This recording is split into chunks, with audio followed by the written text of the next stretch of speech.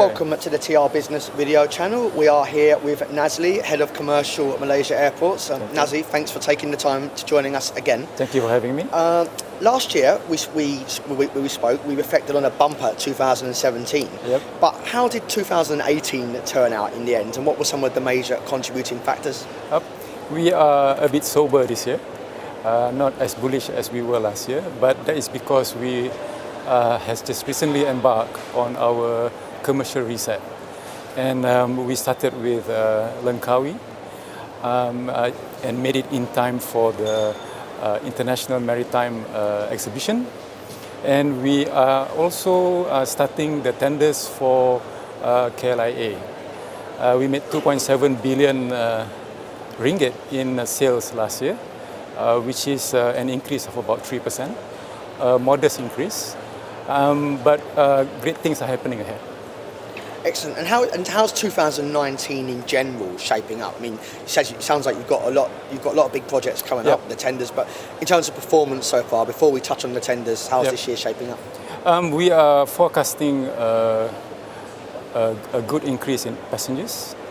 Inbound tourism and also outbound tourism is doing very well for Malaysia. So we expect the non-aero income will rise in tandem with that. We are very practical. We do not approach the commercial reset at one go. We approach it in phases so that there's no revenue gaps and so that we do not sort of shock the system. So this year is going to be a bit subdued, but again, this is all in preparation for bigger things to come.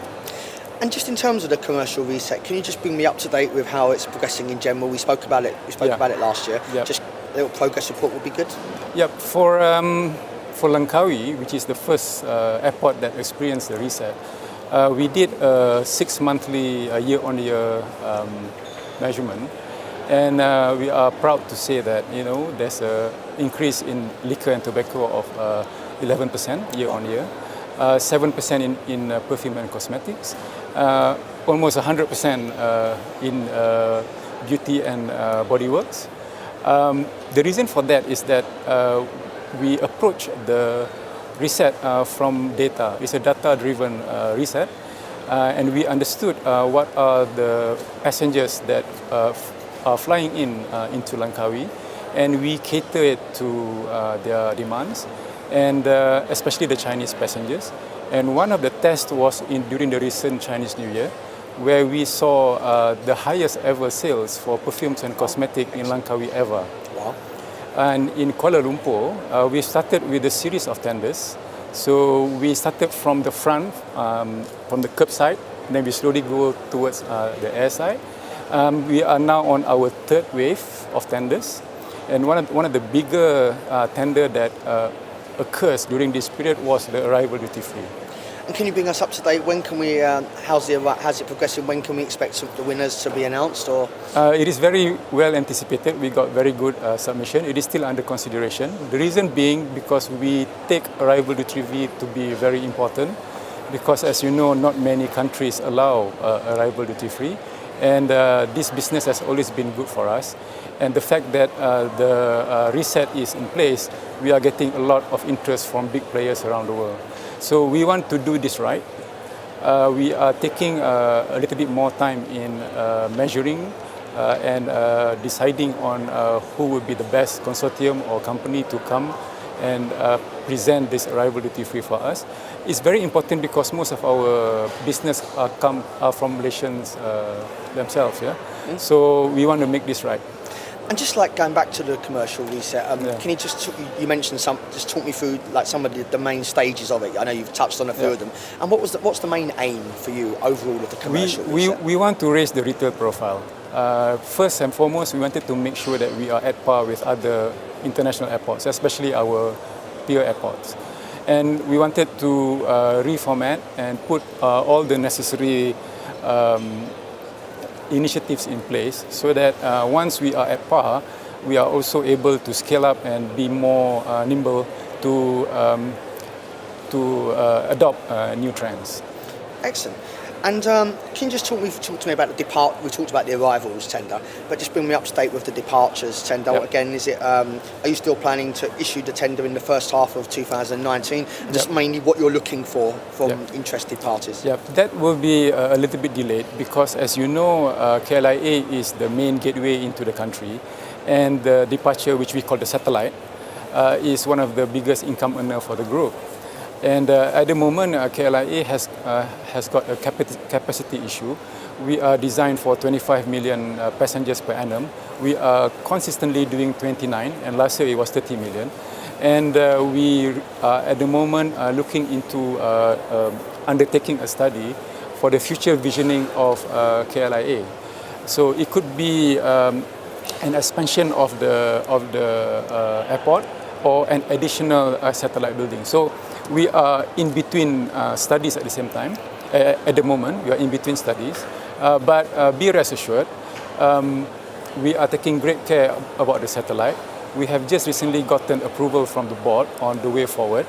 And I think the market can expect us to make some announcements for tender in the second half of the year. Excellent. And also, with Ereman's is your anchor retail tenant in departures. Will these operations be protected like once any tender begins? Because how will you work around that with Ereman as your anchor retail tenant there? At the moment, Ereman will not be competing in tenders. What we have done is that to ring fence Ereman so that we can have a healthier competition in the market. But Ereman has since undergone rebranding. Since they are not allowed to go into tender, we basically suggested for them to be up to date with the current trends of other travel retailers, so that they are able to offer what other retailers can. So, how will you? So you'll protect like Ereman's interests will be protected, and what about the likes of like Dimensi? Excuse me. How will you look to like create that to introduce competition while protecting the interests of these long-term Well, players? we are not shocking the system. The only way for us to grow is to work with the partners that have been contributing to us throughout the years. So that philosophy still remains. And we are basically balancing the format and also the concessionaires to ensure that we will have a fairer template, conducive template for growth. So the incumbents will still be in good contention. So don't worry. And finally, you mentioned the Ereman rebrand. What impact has it had? What were the aims of it? And moving on from that, will digitalisation now be a focus now that the Ereman rebranding is complete? Yep. I think the Ereman brand is long overdue. It has not changed since 25 years. So that should. So we thought we should show the market the way forward. So the rebranding is basically putting more experiential retailing into Ereman, and also keeping up with the market, and especially in digital retail, in e-commerce. So we are making great strides into this area. Yeah. Great. And I'm just going to add in one last one. I just wanted to just focus on China. How are you continuing to make the most of the China opportunity? Because the Chinese tourism, I think it's quite crucial to your business. It's very crucial to us. So how big an opportunity is this, and how are you continuing to try to capitalise on this? The Chinese market is very crucial. It made up to about a third of our duty-free market. We are working with airlines to ensure that there is increased frequency and more new flights from these two countries, from Malaysia and also China. We have incentives for the airlines and the tourist organizations to be able to do that for us. As far as retail is concerned, we are very close to the marketing giants of China, and also their e-wallets. So we are in partnership with them, and a few interesting campaigns are coming up. So we are definitely we are definitely investing a lot of efforts in the Chinese market, and we are targeting for the second and the third tier cities, because this year the numbers were a bit lower, but the expenditure per passenger is still the same. So we want to continue with that momentum and drill in further to see how much we can assist them. Yeah. Excellent. Thank you very much for taking Thank the you. time. Thank you.